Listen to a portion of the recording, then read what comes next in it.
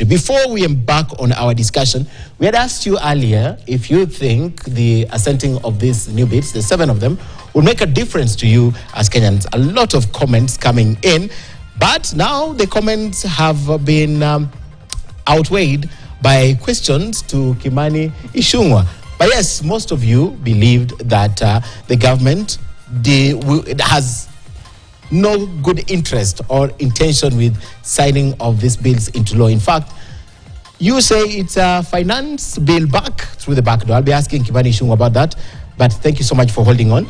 And I'll be asking you about the bills that were assented to by the president tonight. But I'd like to take you to an area that Kenyans have been speaking about the whole of this week. The meeting between President William Ruto and his former boss, Uhuru Kenyatta.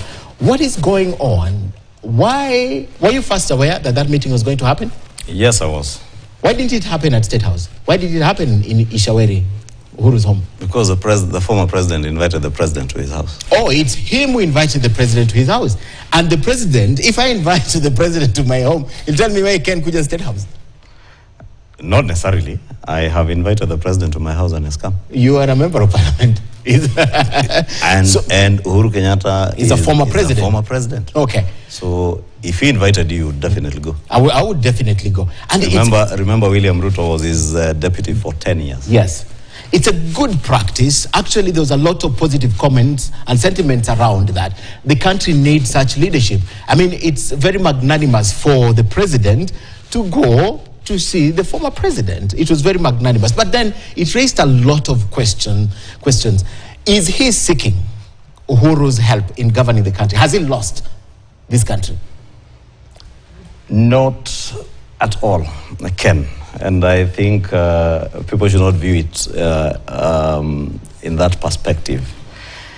And it's not the first time that President Uhuru and President William Ruto are speaking.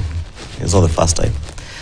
Probably it's the first time it's become public, but they have spoken before, even when there were no issues.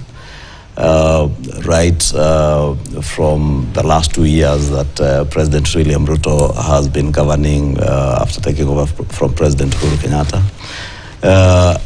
And I don't know why this has generated a lot of reactions, maybe because it became public.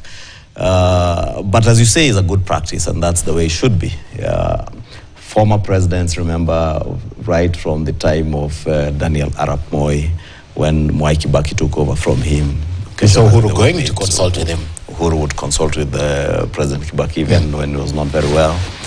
So we are grateful that we have a sitting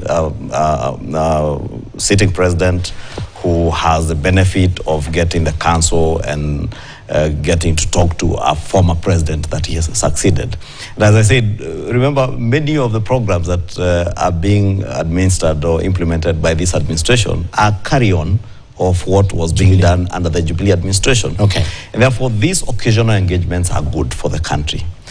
And they've not begun with Uhuru Kenyatta. They began, remember, right after the last demonstrations the year before, with the birth of the NADCO engagement. And I've been here with you on the NADCO process. In fact, one of the bills that was assented today, the EACC bill that was assented today by President William Ruto, is as a result of that continuous engagement with the leadership of this country. And that engagement began with the former Prime Minister. You've seen how it has helped to bring the country together. And what a better opportunity then for a leader of the national stature of former President Uhuru Kenyatta to have a sitting with the sitting president and continue in this continuous engagement, which is both healthy and good for the